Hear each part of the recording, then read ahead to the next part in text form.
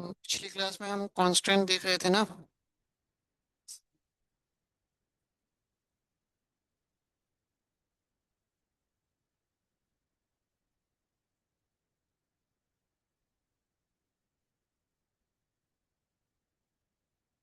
हमने नॉट नल बताया था।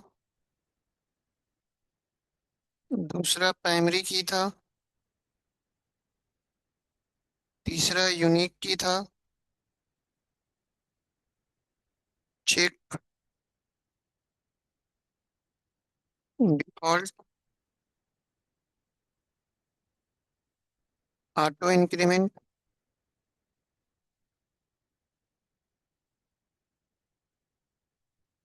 फॉरेन की,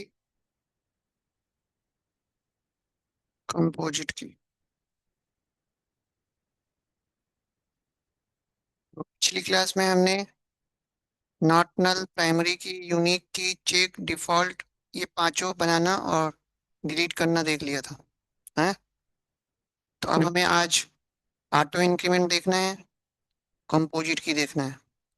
फॉरेन की का जो कॉन्सेप्ट है आगे जब हम जॉइंस पढ़ेंगे तब देखेंगे, क्योंकि फॉरेन की के लिए आपको मोर देन वन टेबल बनाना होगा। सिंगल टेबल पे फॉरेन की का कॉन्सेप्ट आप अप्लाई नहीं कर सकते। तो आगे जब हम जॉइंस का कॉन्सेप्ट सीखेंगे तो वहाँ पे हम फॉरेन की को बनाना और उसको ड्रॉप करना सीखेंगे।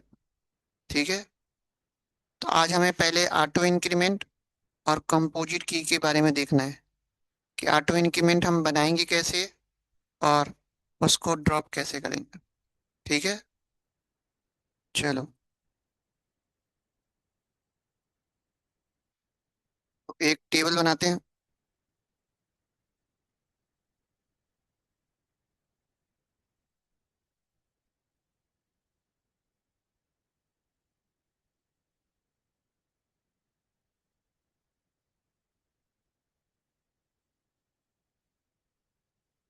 हाँ जी, सब कर सकते हो। अलग कमांड होता है उसके लिए। अल्टर से होगा। लेकिन चेंज तभी कर सकते हो जब पुराना पता हो। अगर पुराना नहीं पता है तो चेंज नहीं कर सकते।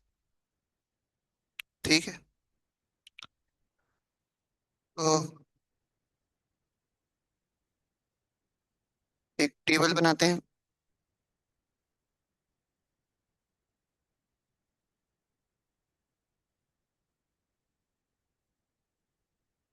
क्रिएट टेबल, टेबल का नाम। आईडी को हमने इंट बना दिया।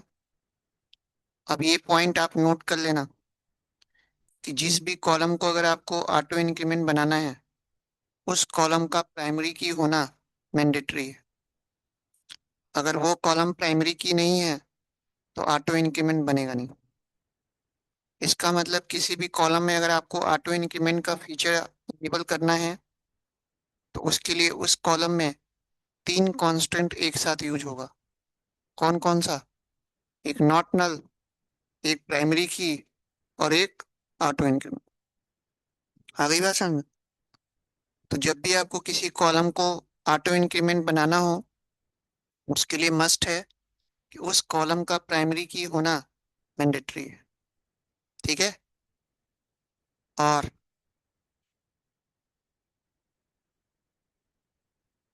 तो आईडी को मैंने प्राइमरी की बना दिया। अब मैंने बताया था पिछली क्लास में कि किसी भी कॉलम को अगर आप प्राइमरी की बनाते हो तो नॉट नल अपने आप ले लेता है, और इसको मैंने ऑटो इंक्रीमेंट बना दिया। अब ऑटो इंक्रीमेंट बेसिकली करता क्या है? अगर आपको टेबल में एक ऐसा कॉलम बनाना है जिसमें सीरियल नंबर वो अपने आप लेता जाए, हमें वैल्यू देना ना पड़े, तो इसके लिए आपको ऑटो इंक्रीमेंट बनाना हो। क्लियर? तो इसमें आपको वैल्यू देनी नहीं होती। जैसे जैसे आप रिकॉर्ड इंसर्ट करते जाओगे इसमें सीरियल नंबर अपने आप लेता जाएगा। ठीक। तो हमने आईडी बना दिया, नेम बना दिया। दो ही कॉलम लेते हैं। ठीक, बना लो। अब जब आप इस टेबल का डिस्क्रिप्शन देखोगे तो आईडी वाले कॉलम में तीनों कांस्टेंट एक साथ इनेबल हो चुका होगा।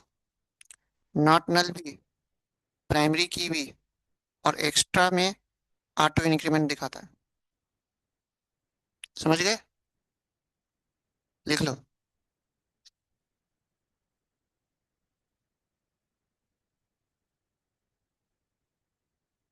इसका मतलब ऑटो इंक्रीमेंट वाले कॉलम में डुप्लीकेट रिकॉर्ड नहीं लेगा, ब्लैंक नहीं लेगा, नल नहीं लेगा। है?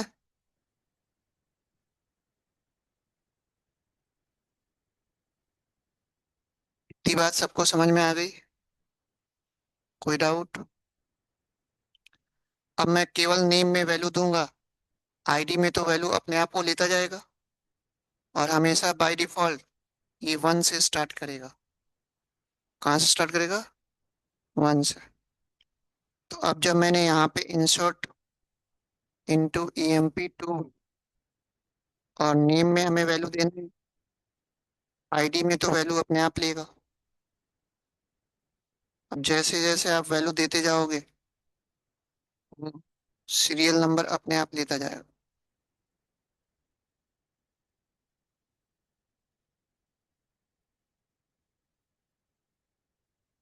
अब सेलेक्ट स्टार फ्रॉम EMP करोगे, EMP2, तो आपका आईडी में वैल्यू अपने आप ले रहा है। नोट कर लो।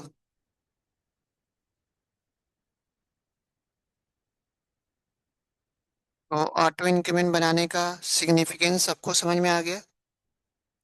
आप चाहते हो कि टेबल में मैं एक ऐसा कॉलम बनाऊं जिसमें सीरियल नंबर वो अपने आप लेता जाए, हमें वैल्यू देना ना पड़े।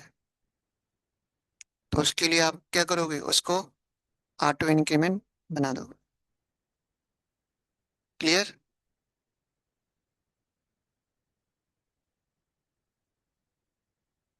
अब इससे रिलेटेड आपसे दो तीन इंटरव्यू में क्वेश्चन पूछा जाएगा। इतना हो गया? किसी को कोई डाउट अभी तक? अब मेरी रिक्वायरमेंट ये है कि मेरे को टेबल में एक ऑटो इंक्रीमेंट का कॉलम बनाना है, और जब हम इस टेबल में रिकॉर्ड इंसर्ट करें तो ऑटो इंक्रीमेंट कॉलम में जो वैल्यू है वो 100 से स्टार्ट करे, वन से स्टार्ट ना करे। ठीक है? तो ऐसा करने के लिए आप जब ये टेबल आप बनाओगे तो टेबल बनाने के बाद कोई भी रिकॉर्ड इंसर्ट करने से पहले आपको पहले अल्टर की क्वेरी चलानी होगी, और अल्टर की क्वेरी चला के हम पहले से डिफाइन कर देंगे कि वो ऑटो इंक्रीमेंट वाला जो कॉलम है वो वैल्यू स्टार्ट कहाँ से करे। ठीक है? तो अगर आप ऐसा नहीं करते हो तो हमेशा वो वन से ही स्टार्ट करेगा। ठीक? तो अब मैं चाहता हूँ कि इसमें जो वैल्यू अब ले वो 100 से ले। ठीक है? तो अब मैं कुछ नहीं करूँगा, यहाँ पे अल्टर की क्वेरी चलाऊंगा। अल्टर टेबल, टेबल का नाम,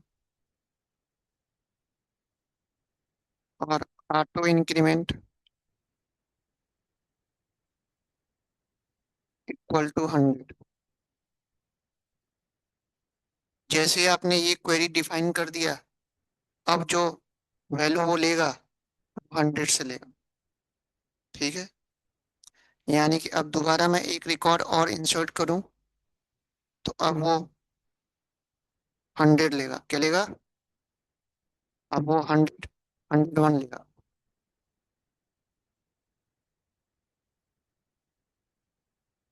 बात समझ में आ गई नहीं आई? लिख लो। तो इस तरह से आप अल्टर की क्वेरी चला के डिफाइन भी कर सकते हो कि वो ऑटो इंक्रीमेंट वाली वैल्यू कहाँ से वो स्टार्ट करे। ठीक है? लिख लो।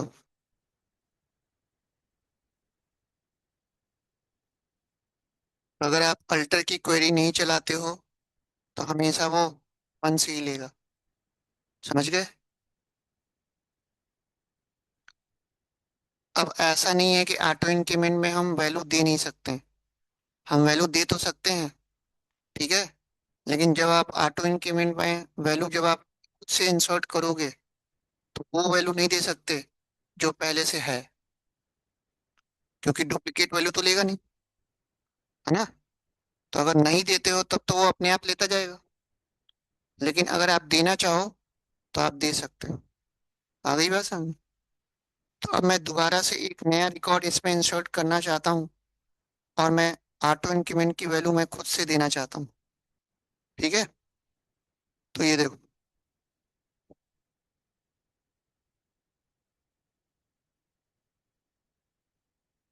अब मैंने यहाँ पे 7 दे दिया।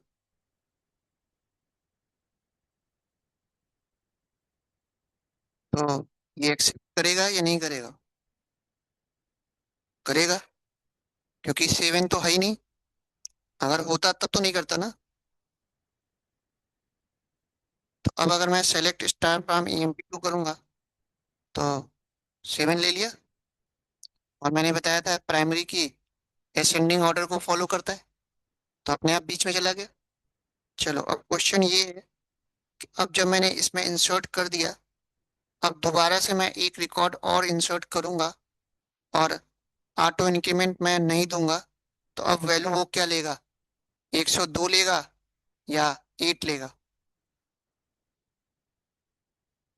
क्वेश्चन समझ में आया? अब जो है, अपने आप जो वैल्यू लेगा 102 लेगा या 8 लेगा? है,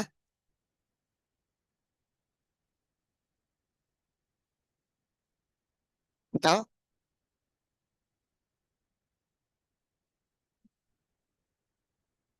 क्या लेगा?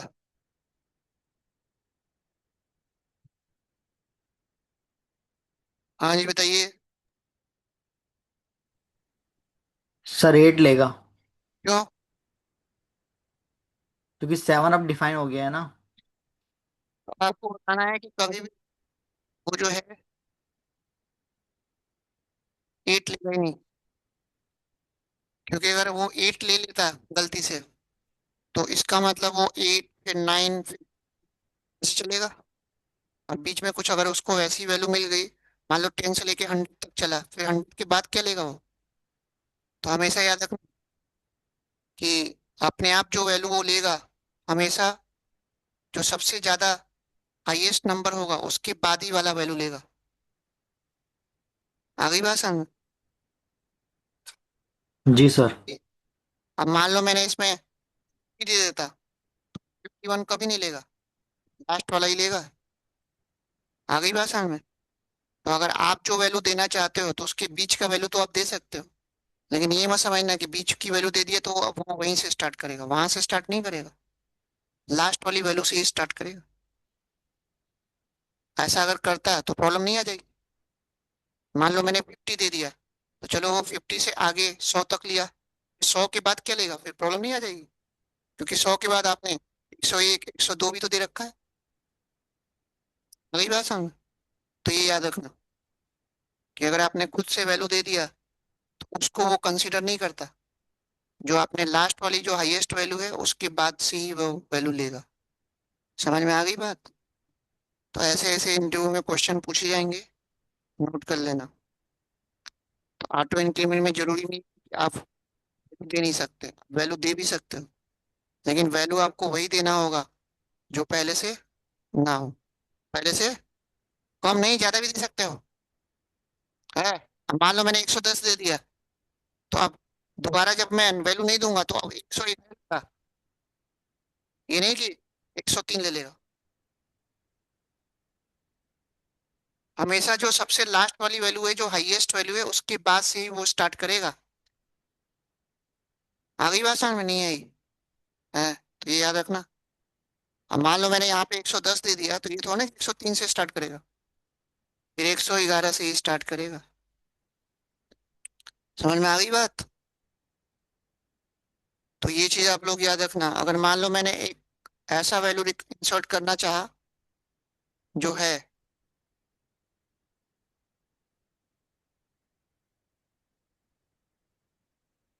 अब मैं ऐसा वैल्यू देना चाह रहा हूँ जो है, तब नहीं लेगा। हाँ, क्योंकि प्राइमरी की है, तो इसीलिए प्राइमरी की का इसमें कॉन्सेप्ट डाला। अगर ऐसा नहीं करता तो फिर तो ऑटो इंक्रीमेंट में मैं डुप्लीकेट वैल्यू भी बार बार दे देता, तो फिर प्रॉब्लम नहीं आ जाती। समझ गए? नोट कर लो। इतना समझ में आ गया?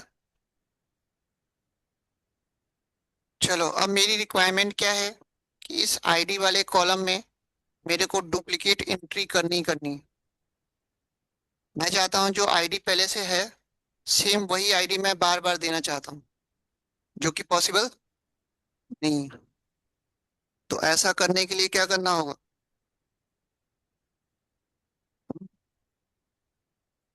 पूरे ऑटो इंक्रीमेंट को डिलीट करेंगे ना? अरे पूरे ऑटो इंक्रीमेंट को हमें ड्रॉप करना है ना। जब तक पूरा ऑटो इंक्रीमेंट डिलीट नहीं करोगे, ड्रॉप नहीं करोगे, यहाँ से आप केवल इंडिविजुअल प्राइमरी की डिलीट नहीं कर सकते। क्योंकि जब आपने ऑटो इंक्रीमेंट बनाया था तो तीनों कांस्टेंट एक साथ यूज हो रहा था। जब आप ड्रॉप करोगे ना ऑटो इंक्रीमेंट को, तो तीनों कांस्टेंट को एक साथ ड्रॉप करना होगा। ये नहीं है कि केवल आप ऑटो इंक्रीमेंट को ड्रॉप कर दो, प्राइमरी की रहेगा और नॉट नल रहेगा। आपको तीनों को एक साथ ड्रॉप करना पड़ेगा, तब तो ये ड्रॉप होगा, अदरवाइज नहीं होगा। समझ में आ गई बात? इसका मतलब अगर आईडी वाले में आप डुप्लीकेट एंट्री करना चाहते हो तो आपको क्या करना होगा? प्राइमरी की भी ड्रॉप करना पड़ेगा, नॉट नल को आपको नल बनाना होगा, और ऑटो इंक्रीमेंट भी ड्रॉप करना होगा। तो अब मैं एक ऐसा क्वेरी लिखूंगा कि उस क्वेरी को जैसे मैं एग्जीक्यूट करूंगा, तीनों एक साथ हट जाएगा। यानी कि जब मैं डिस्क्रिप्शन देखूंगा ना, तो यहाँ पे यस आ चुका होगा, ये गायब हो चुका होगा, और ये गायब हो चुका होगा। और उसके बाद जब मैं डुप्लीकेट एंट्री करूंगा तो ले लेगा। समझ में आ गई बात? वैल्यू नहीं दूंगा तो भी ले लेगा, ले लेगा। आ गई बात समझ में? तो अब नोट करो, how to drop auto increment.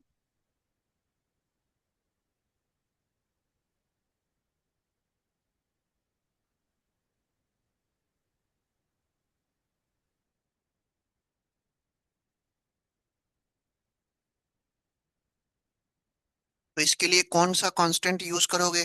देखें, अल्टर टेबल, टेबल का नाम। सबसे पहले तो मैं प्राइमरी की ड्रॉप करूं, तो ड्रॉप प्राइमरी की, प्राइमरी की ड्रॉप हो जाएगा। इसके बाद मैं चेंज यूज करूंगा, और चेंज यूज करके आईडी, फिर आईडी इंट दे दूं। तो ये क्वेरी लिखनी है। तो जैसे ही आप ये क्वेरी लिखोगे एक ही बार में, प्राइमरी की, ऑटो इंक्रीमेंट और नॉट नल सब हट चुका हो। अब अगर डिस्क्रिप्शन आप देखते हो तो ये देखो हट गया, यस हो गया, प्राइमरी की खत्म, एक्स्ट्रा खत्म। लिख लो। तो चीजें क्लियर हो रही हैं सबको?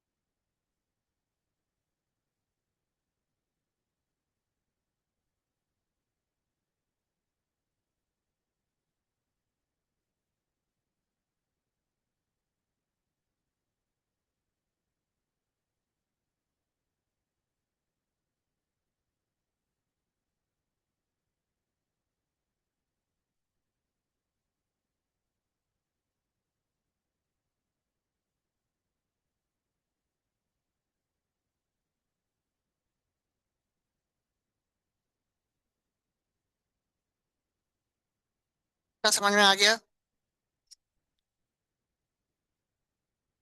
हाँ जी बताओ।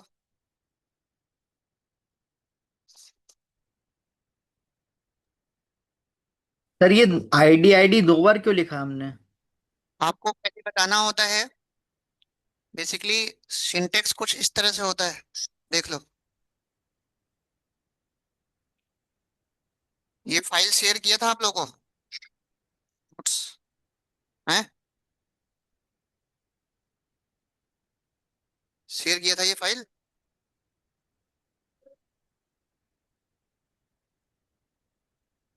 इसमें पूरा एक एक सिंटेक्स लिखा हुआ है।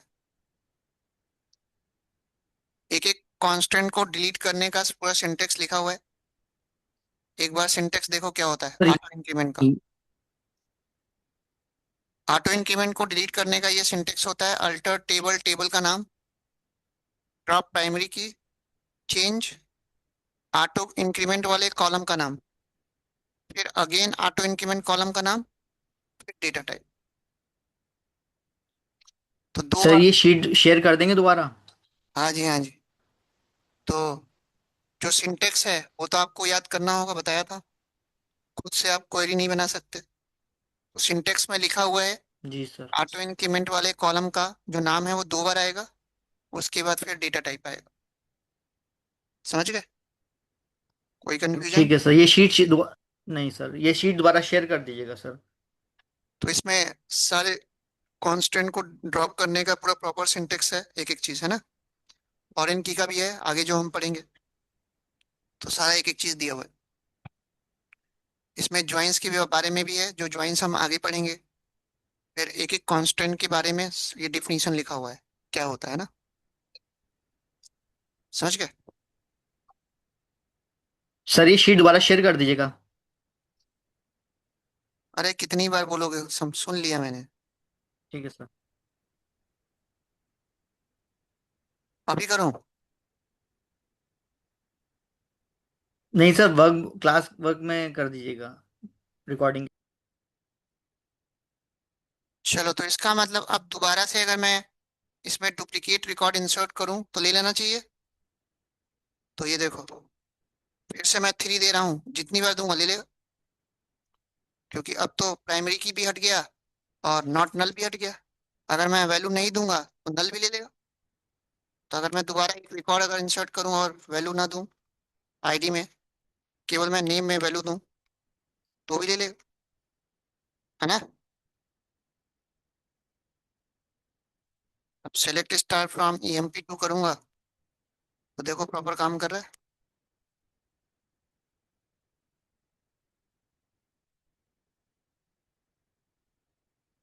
तो अब चीजें समझ में आ गई। तो ऑटो इंक्रीमेंट कैसे आपको बनाना है, कैसे ड्रॉप करना है, चीजें क्लियर। तो एक एक कांस्टेंट आप लोगों को अच्छे से समझ में आ रहा है। चलो आगे देखो। तो कांस्टेंट को बहुत अच्छे से आप लोग को प्रैक्टिस करना होगा। ठीक। तो इस तरह से हमारे सारे कांस्टेंट हो गए। अब एक बचा है कंपोजिट की, है ना। तो कंपोजिट की के बारे में मैंने आप लोगों को बताया था पिछली क्लास में कि अगर आप एक टेबल में मोर देन वन कॉलम को कंबाइन करके प्राइमरी की बना देते हो तो वो अपने आप कंपोजिट की में कन्वर्ट हो जाता है। बताया था। तो एक टेबल बनाते हैं। सर आपने जो थ्री थ्री ऐड किया है, ये बीच में क्यों नहीं आया है, ये आखिर में क्यों आया है सर? फिर से आपकी आवाज नहीं आ रही है माइक में। मैं कह रहा हूँ सर, थ्री थ्री जो जो आपके आपने ऐड इंटरनेट में किया है वो प्रॉब्लम आपने है या फिर वो माइक आखिर में में क्यों प्रॉब्लम है? आया? आपकी आवाज कट कट के आ रही है। सर मैं कह रहा हूँ कि थ्री थ्री जो ऐड किया है वो आपने आखिर में क्यों ऐड हुआ, वो बीच में क्यों नहीं ऐड हुआ? आपको पता है जब मैंने मेरी की जब डिलीट कर दिया तो अब असेंडिंग ऑर्डर को वो फॉलो थोड़ा ना करेगा। अब तो जैसे जैसे मैं दूंगा वैसे वैसे लेगा ना। अगर प्राइमरी की अगर होता अच्छा। तब तो वो असेंडिंग ऑर्डर को फॉलो करता। तो जब आपने प्राइमरी की ही डिलीट कर जी दिया सर। तो आप असेंडिंग ऑर्डर को वो फॉलो कैसे करेगा? तो ये तो क्वेश्चन आपको पूछना ही नहीं चाहिए था। हैं? ये तो हम शुरू जी से सर। हैं।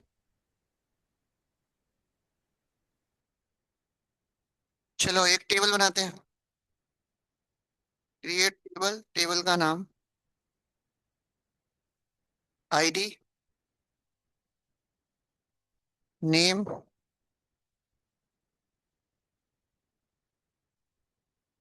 और डिपार्टमेंट।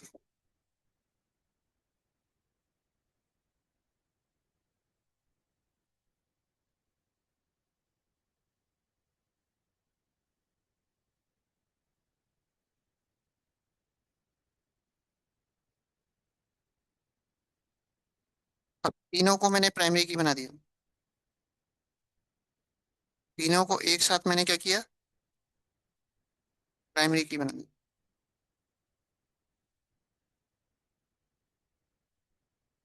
बना लो।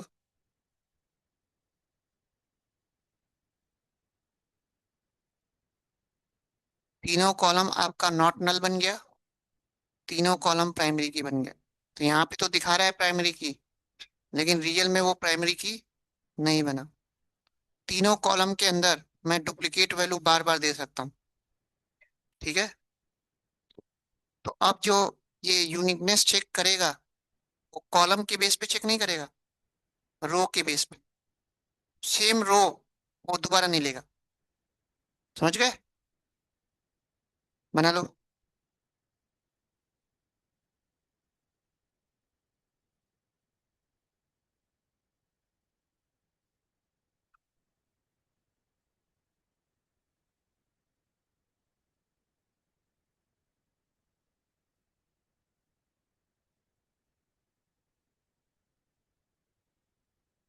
कितना समझ में आ गया सबको? कोई कंफ्यूजन? अब जब मैं इसमें रिकॉर्ड इंसर्ट करूंगा,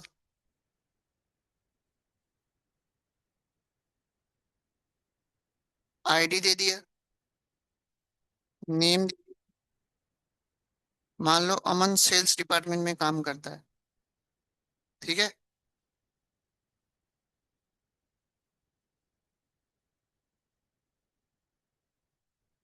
दीपक अकाउंट्स डिपार्टमेंट में काम करता है। अभी तक तो आप लोग को लग रहा है कि ये प्राइमरी की तरह काम कर रहा है। पंकज आईटी डिपार्टमेंट में काम करता है। अब मैं क्या करूंगा, से मैंने 11 दे दिया।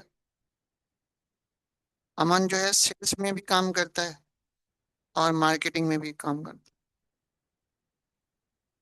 है। एक बंदा दो अलग अलग डिपार्टमेंट में एक साथ काम कर सकता है। अब अगर ये आईडी प्राइमरी की बनता, तो ये सेम रिकॉर्ड सेम आईडी बार बार नहीं लेता। नेम अगर आपका प्राइमरी की बनता, तो सेम नेम दोबारा नहीं लेता है। और अगर आपका डिपार्टमेंट नेम अगर प्राइमरी की बनता, फिर से दोबारा नहीं लेता।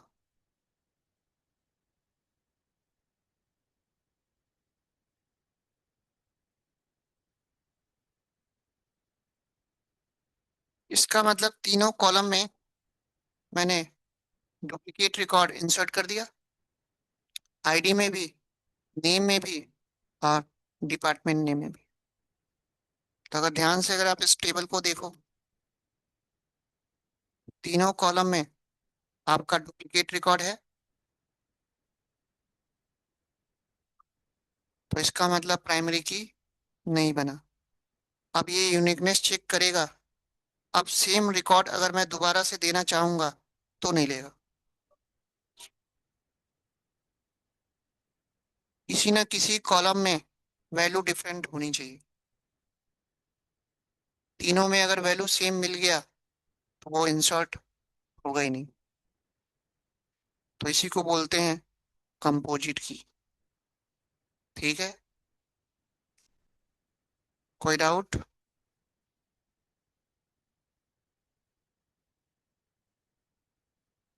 तो आप मिनिमम टू कॉलम को कंबाइन करके कंपोजिट की बना सकते हो, और मैक्सिमम 32 बताया था, है ना? 32 कॉलम को कंबाइन करके आप कंपोजिट की बना सकते। अब मैं चाहता हूं कि मैं सेम रिकॉर्ड फिर से इंसर्ट कर पाऊं। तो जब तक मैं ये कंपोजिट की को ड्रॉप नहीं करूंगा, तब तक पॉसिबल है कि सेम रिकॉर्ड ले पाए। हैं? इतना समझ में आ गया?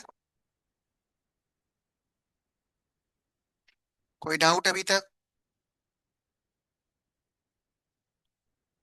तो अब हेडिंग डालो, how to drop composite key.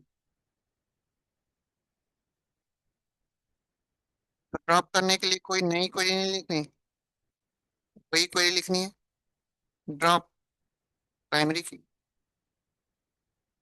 तो सारा प्राइमरी की एक ही बार में ड्रॉप कर देगा। अब जब आप डिस्क्रिप्शन देखोगे तो तीनों से प्राइमरी की तो ड्रॉप हो चुका होगा, लेकिन नॉट नल तो ड्रॉप नहीं हुआ होगा। है? नॉट नल तो रहेगा, बताया था ना। इसका मतलब तीनों कॉलम में आपको वैल्यू देना मैंडेटरी, ब्लैंक नहीं छोड़ सकते। अब अगर मैं डुप्लीकेट रिकॉर्ड अगर दूंगा तो ले लेगा, जितनी बार देना चाहो उतनी बार दे दो। समझ गए? तो कंपोजिट की कैसे बनाना है और कैसे ड्रॉप करना है, सबको क्लियर? तो इस तरह से वन बाय वन सारे कांस्टेंट आप लोगों को अच्छे से समझ में आ गया या नहीं आया? हम्म? तो वन बाय वन कांस्टेंट हम कैसे क्रिएट कैसे करेंगे, और वन बाय वन कैसे हम ड्रॉप करेंगे। तो मेन जो फोकस करना है वो ड्रॉप वाले पे। क्रिएट वाला कभी नहीं पूछेगा, क्रिएट वाला कमांड सबको पता होता है। ठीक है? तो इतनी बात सबको समझ में आ गई? कोई डाउट अभी तक किसी को?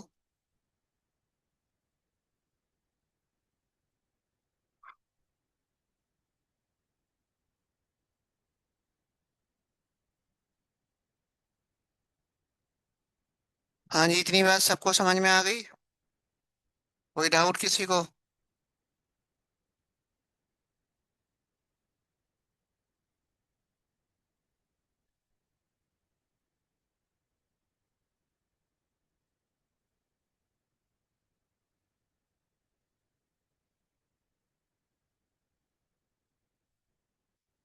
चलो आगे देखो।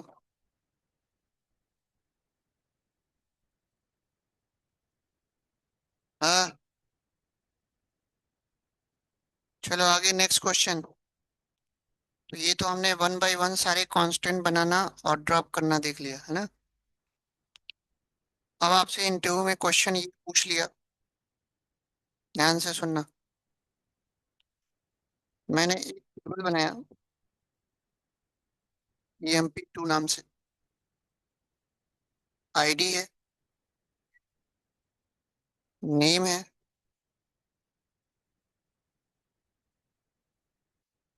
एज है, सैलरी और सिटी।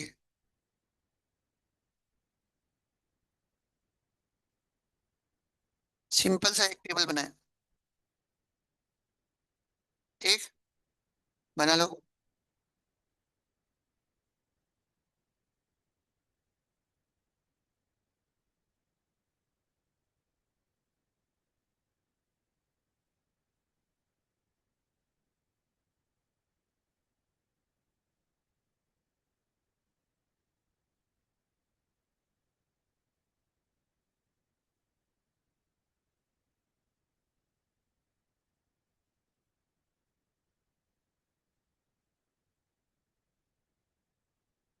क्लियर?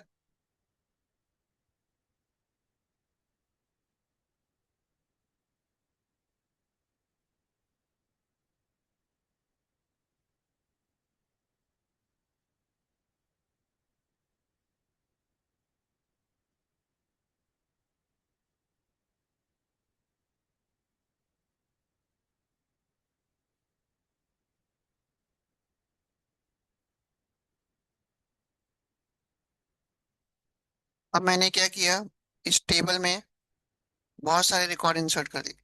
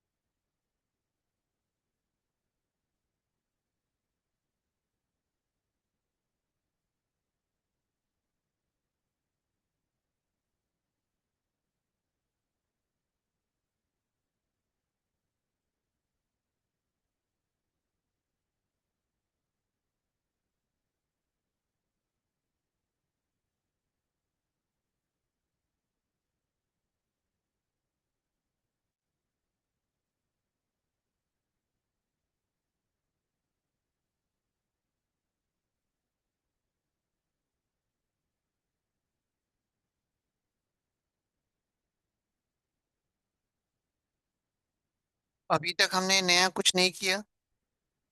सिंपल सा हमने एक टेबल बनाया और उस टेबल में मल्टीपल रिकॉर्ड इंसर्ट कर दिया। कोई डाउट अभी तक? हम्म।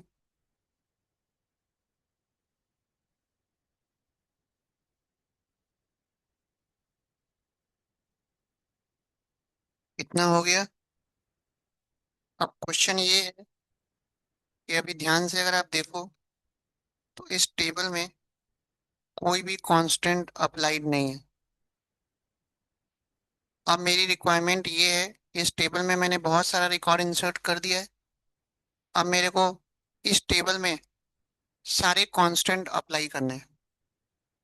आईडी को मेरे को प्राइमरी की बनाना है, नेम को यूनिक की बनाना है, एज में हमें नॉट नल देना है, सैलरी में रिस्ट्रिक्शन लगाना है कि 5,000 से ज़्यादा ही ले, कम दे तो ना ले, सिटी में डिफॉल्ट में नोएडा देना है।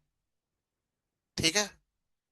तो आपको एक बात याद रखना होगा कि अगर ऐसा अगर कुछ रिक्वायरमेंट अगर आपको देता है कि आपके पास टेबल बना हुआ है उसमें कोई भी कांस्टेंट बना नहीं है और उसमें बहुत सारे रिकॉर्ड इंसर्ट कर चुका है, तो उसके लिए कंडीशन ये है कि आपके टेबल के अंदर जो रिकॉर्ड है उसी फॉर्मेट में इंसर्ट होना चाहिए ताकि वो कांस्टेंट आप अप्लाई कर पाओ। अब आईडी वाले कॉलम में अगर मैं डुप्लीकेट रिकॉर्ड अगर इंसर्ट किया होता, नल अगर किया होता, तो प्राइमरी की बन पाना तो पॉसिबल नहीं। अब आईडी वाले में प्राइमरी की तभी आपका अप्लाई होगा जब उसमें सारे वैल्यू क्या हो, यूनिक हो, और नल वैल्यू ना हो। ठीक है। आ गई बात समझ में? यूनिक की में तो प्रॉब्लम नहीं है, आपका वैल्यू सेम हो, नहीं हो, नेम में भी प्रॉब्लम आ जाएगी। अगर नेम वाले कॉलम में अगर मैंने सेम नेम बार बार दे रखा है तो यूनिक की तो बनेगा ही नहीं। भले ब्लैंक दे रखा है लेकिन एक ही नाम अगर आपने बार बार दे दिया तो अप्लाई नहीं होगा ना। है। तो ये चीज ध्यान देना है। तो अभी मैंने डेटा जान के ऐसा इंसर्ट किया है ताकि हर कॉलम पे आपका कांस्टेंट अप्लाई हो जाओ। क्लियर? तो अब देखें तो ऐसा भी रिक्वायरमेंट आपको मिल सकता है कि एक टेबल पहले से बना हुआ है और उसमें बहुत सारे रिकॉर्ड पहले से इंसर्ट है और बाद में आपको उसमें कांस्टेंट क्या करना है, अप्लाइड करना है। समझ गए? तो कैसे करेंगे देखें। रिक्वायरमेंट समझ में आ गई आपको? आईडी को प्राइमरी की बनाना है, नेम को यूनिक की बनाना है, एज को नॉट नल बनाना है, सैलरी में रिस्ट्रिक्शन लगाना है, और सिटी को डिफॉल्ट नोएडा। तो इसके लिए क्वेरी हम क्या क्या लिखेंगे देखें। चलो, तो वन बाय वन क्वेरी देखते जाओ। यानी कि अभी तो आईडी वाले कॉलम में आपका डुप्लीकेट रिकॉर्ड भी ले लेगा और नल भी ले लेगा, लेकिन अब इसके बाद अगर मैं आईडी को प्राइमरी की जब बना दूंगा तो डुप्लीकेट रिकॉर्ड नहीं लेगा और नल भी नहीं लेगा। और यहाँ पे आपका नो आ चुका होगा और यहाँ पे प्राइमरी की आ चुकी। ठीक। तो प्राइमरी की बनाने के लिए क्वेरी हम लिखेंगे अल्टर टेबल, टेबल का नाम, और ऐड। इसके बाद आपको कांस्टेंट लिखना होगा। क्या लिखना होगा? ऐड कांस्टेंट, और कांस्टेंट का नाम प्राइमरी की। इसको बनाना है आईडी। तो जैसे ही आप ये क्वेरी लिखोगे, अब आईडी वाले कॉलम में प्राइमरी की बन चुका होगा। दोनों काम हो गया। नल को नॉट नल में कन्वर्ट कर चुका होगा और प्राइमरी की बन चुका। अब चेक भी करना है कि रियल में हुआ या नहीं हुआ। हो गया। नोट करते चलो।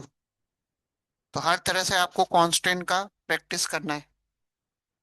बनाते समय भी आप कांस्टेंट को डिफाइन कर सकते हो, या बने हुए टेबल में बाद में भी आप कांस्टेंट अप्लाई कर सकते हो। समझ में आ गई बात?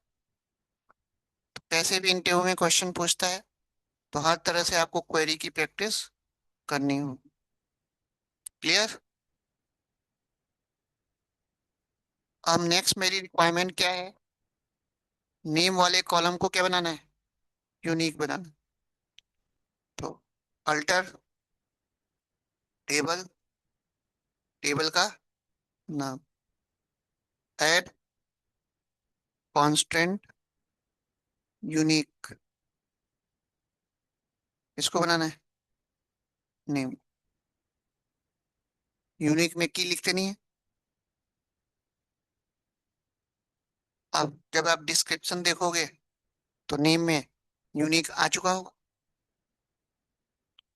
तो वन बाय वन क्वेरी सबको समझ में आ रहा है कैसे कैसे करना है? नोट करते चलो। इन्हीं सब क्वेरी की आपको प्रैक्टिस करनी है। ठीक है।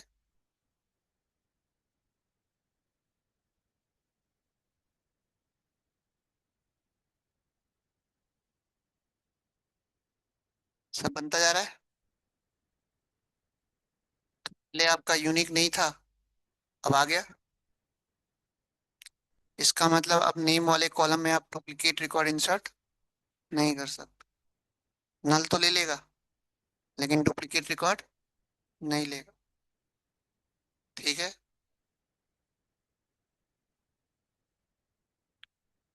तो एक एक क्वेरी का सिंटेक्स आप लोगों को अच्छे से क्लियर हो रहा है? कोई डाउट?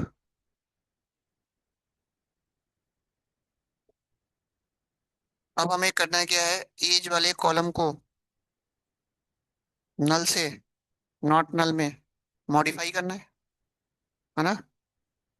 तो अल्टर टेबल, टेबल का नाम, मॉडिफाई कॉलम। क्या लिखोगे? Modify column, age int not नल।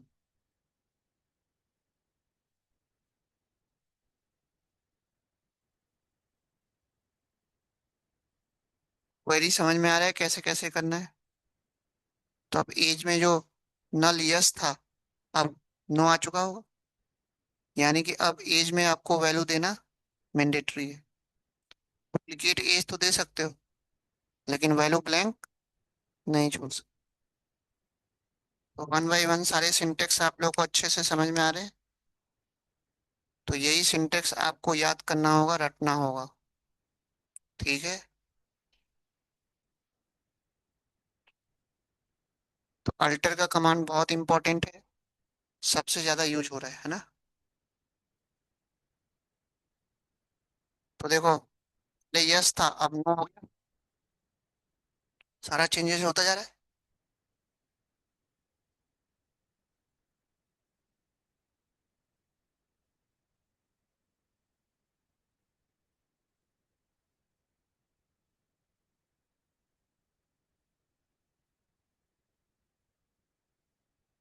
यहाँ तक किसी को कोई डाउट अभी तक? चीजें क्लियर हो रही हैं कैसे कैसे करना है?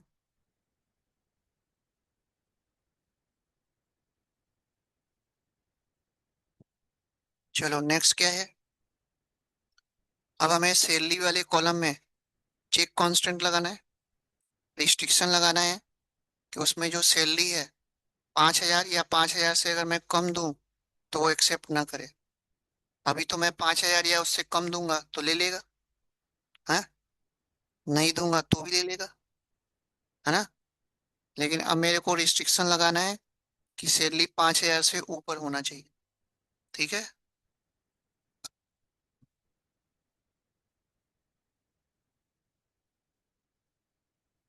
तो इसके लिए हम क्वेरी लिखेंगे अल्टर टेबल, टेबल का नाम ऐड कांस्टेंट,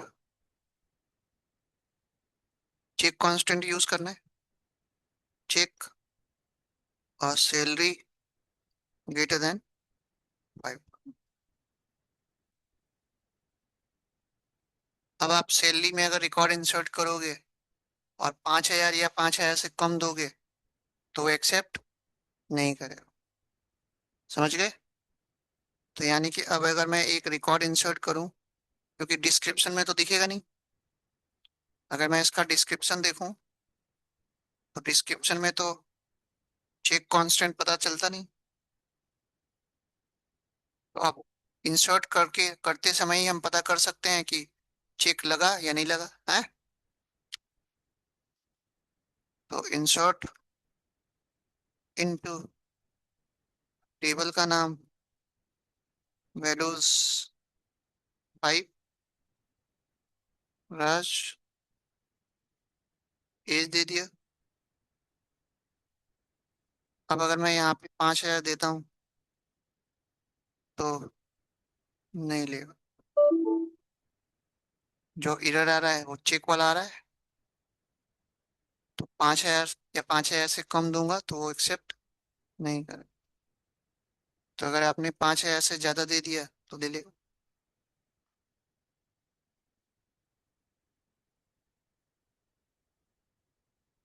तो अब समझ में आ रहा है कि टेबल में कैसे कैसे कांस्टेंट आपको ऐड करना है। हम्म।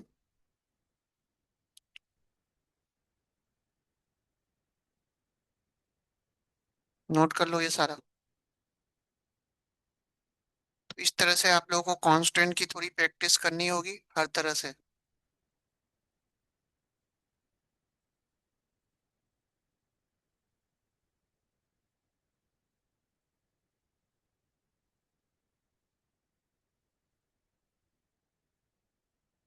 हो गया। चलो आगे देखें। अब नेक्स्ट हमें करना ये है, सिटी वाले कॉलम में हमें डिफॉल्ट में नोएडा सेट करना है कि अगर हम सिटी में वैल्यू ना दें तो अपने आप क्या ले ले, नोएडा ले ले। अभी तो आप नहीं दोगे तो नल लेगा, है।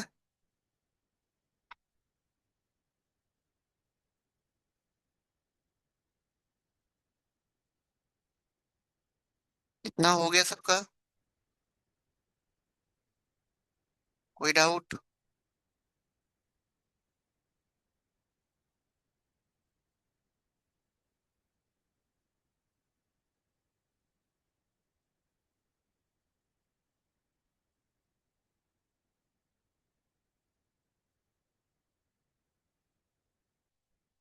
अब मैं क्वेरी लिखूंगा अल्टर टेबल, टेबल का नाम। अब आप लोगों को याद होगा कि जब मैंने डिफॉल्ट किसी कॉलम को बनाना होता था तो किसी कॉलम में हमने डिफॉल्ट जब अप्लाई कर दिया था तो उसको ड्रॉप करने के लिए 2 बार मैंने अल्टर की क्वेरी चलाई थी, अल्टर के अंदर अल्टर। तो यहाँ पे भी फिर से अल्टर आएगा, अल्टर कॉलम, कॉलम का नाम सेट डिफॉल्ट नोएडा। कुछ ऐसे क्वेरी आपको बनाना हो। अब डिस्क्रिप्शन जाके देखोगे तो आपका डिफॉल्ट में नोएडा आ चुका। है? चीजें समझ में आ रही है नहीं आ रही?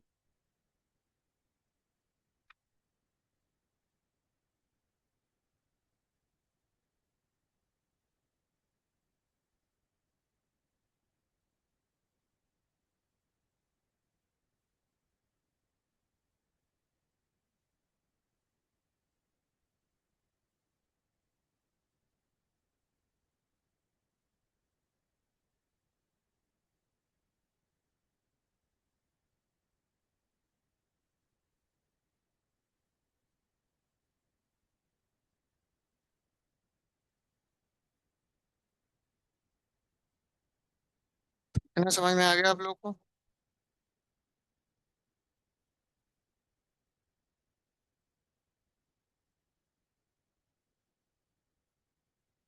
हाँ जी, बताइए क्या डाउट है?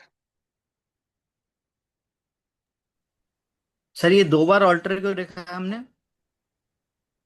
पिछली क्लास की रिवीजन नहीं किया आपने? जब मैंने डिफॉल्ट को ड्रॉप करना बताया था तो अल्टर के साथ अल्टर यूज किया था। ये देखो। जी सर। तो जब भी आपको डिफॉल्ट के साथ ड्रॉप करना हो या ऐड करना हो तो आपको अल्टर के साथ अल्टर यूज करना हो। देखो यहाँ पे, अल्टर टेबल, टेबल का नाम, फिर अल्टर डिफॉल्ट कॉलम का नाम, फिर ड्रॉप डिफॉल्ट। समझ गए? तो इधर ड्रॉप करने के लिए हमें तो ये ऐड आपने करना क्या है ना सर। बताया, आपको ड्रॉप करना हो या फिर बाद में आपको ऐड करना हो, अल्टर के साथ अल्टर की कमांड चलती है। बने बनाए जो सिंटेक्स हैं, कितनी बार बताऊं मैं, उसको आपको रटना होगा, आप उसको चेंज नहीं कर सकते। ठीक है? जी सर। क्योंकि यहाँ पे मॉडिफाई और चेंज तो यूज होगा नहीं। मॉडिफाई तो तब होगा जो पहले से कुछ बना हो उसको आप चेंज कर रहे हो। यहाँ तो आप नया ही आपको ऐड ही करना है ना। तो जो सिंटेक्स है वो आपको याद करने होंगे, उसमें कुछ आप कर नहीं सकते। तो इस तरह से अब आप लोगों को सारे कांस्टेंट अच्छे से क्लियर हो गए? कोई डाउट? हाँ, देखूंगा वो, नहीं होगा। तो इस तरह से पांचों जितने भी कांस्टेंट मैंने बताए थे, वन बाय वन सारा आपको बनाना और ड्रॉप करना। अच्छे से समझ में आ गया?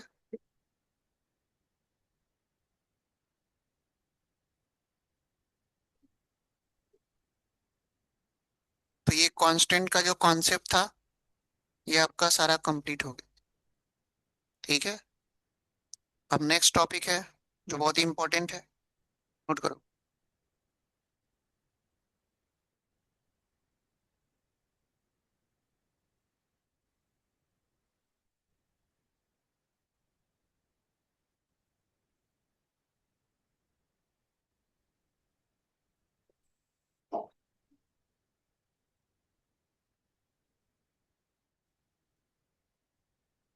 सबसे इंपॉर्टेंट टॉपिक है आपका ज्वाइंस, जो इंटरव्यू में सबसे ज्यादा पूछा जाता है और इंडस्ट्री में काम ही इसी पे होता है।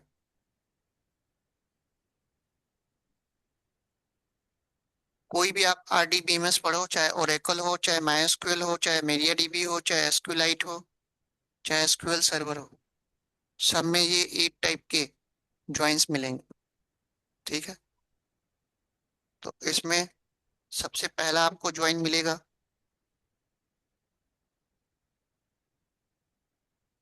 Inner join. Natural join.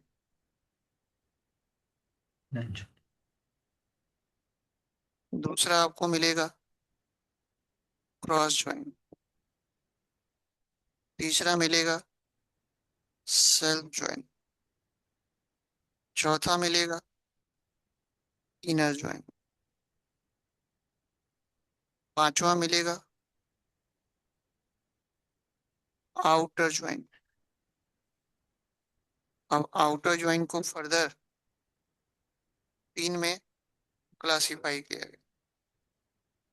Left join, या इसी को लेफ्ट आउटर ज्वाइन बोलते हैं।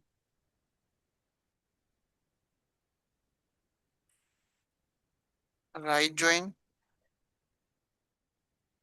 या राइट आउटर ज्वाइन।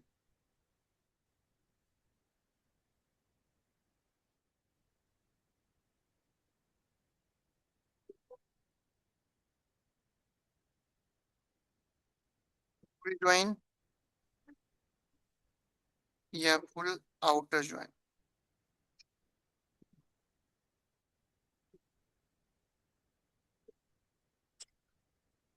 तो ये टोटल आपको 8 टाइप के ज्वाइंस मिलेंगे।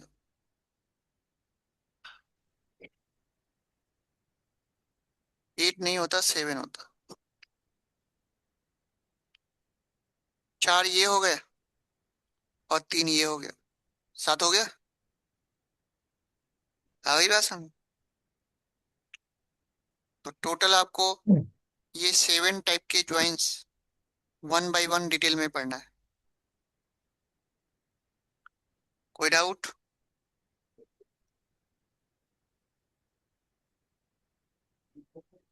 अब आपसे क्वेश्चन पूछा जाएगा कि ज्वाइंस होता क्या है और ज्वाइंस हम यूज क्यों करते हैं। ये ज्वाइंस का जो कॉन्सेप्ट मैं बता रहा हूँ आगे बार बार रिपीट होगा। पावर बीआई में, टेबलू में, एडवांस एक्सेल में, पांडाज लाइब्रेरी में, हर जगह रिपीट होगा। तो एक बार अगर आपने यहाँ पे अच्छे से समझ लिया तो आगे प्रॉब्लम नहीं आई। ठीक है। तो ज्वाइंस के बारे में अगर आपसे पूछा जाता है तो आपको ये बताना है कि अगर आपके पास मोर देन वन टेबल है, ठीक है, तो मोर देन वन टेबल में आपको रिलेशनशिप बना के और आपको रिजल्ट आपको चाहिए। कुछ इंफॉर्मेशन आपके पास पहले टेबल में है, कुछ इंफॉर्मेशन दूसरे टेबल में है, कुछ तीसरे में और कुछ चौथे में। तो जब तक आप चारों टेबल में रिलेशनशिप नहीं बनाओगे तब तक आप एक साथ वैल्यू रिकॉर्ड रिट्राइव नहीं कर सकते। समझ में आ गई बात? तो अगर आपके पास मोर देन वन टेबल है और सारे टेबल में आप रिलेशनशिप बना के चारों टेबल से आप डेटा फेच करके और रिट्राइव करना चाहते हो तो उसके लिए क्या यूज करना हो? ज्वाइन। अब ज्वाइन यूज करने के लिए दो कंडीशन है, नोट कर लेना। ज्वाइन यूज करने के लिए एक तो मिनिमम टेबल होना चाहिए। एक टेबल पे कभी भी ज्वाइन अप्लाई नहीं होता। मिनिमम 2 टेबल और मैक्सिमम जितना चाहे उतना 10 टेबल पे भी कर सकते हो। ठीक है। और दूसरा कंडीशन ये है कि अगर आपके पास दो टेबल है तो दोनों टेबल में एटलीस्ट एक कॉलम दोनों में सेम होना चाहिए, जिसके बेस पे हम कंडीशंस बना के, कंडीशंस लगा के और हम रिलेशनशिप बनाएंगे। दोनों कंडीशन क्लियर? ज्वाइंस यूज करने के लिए मिनिमम 2 टेबल और दोनों टेबल में एटलीस्ट एक कॉलम सेम होना चाहिए। ठीक है। अदरवाइज आपका ज्वाइंस काम नहीं करेगा। हाँ जी बताइए। सर सेल्फ ज्वाइन में तो एक ही टेबल काम कर जाती है ना। यही तो मैं बताना चाह रहा हूँ आपको।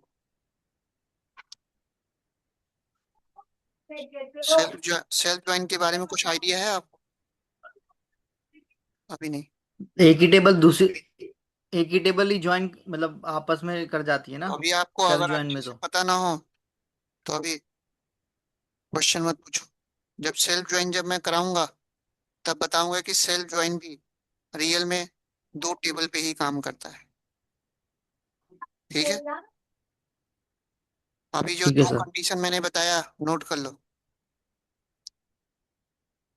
ज्वाइंस यूज करने के लिए कंडीशन ये है कि एटलीस्ट आपके पास दो टेबल होना चाहिए मिनिमम।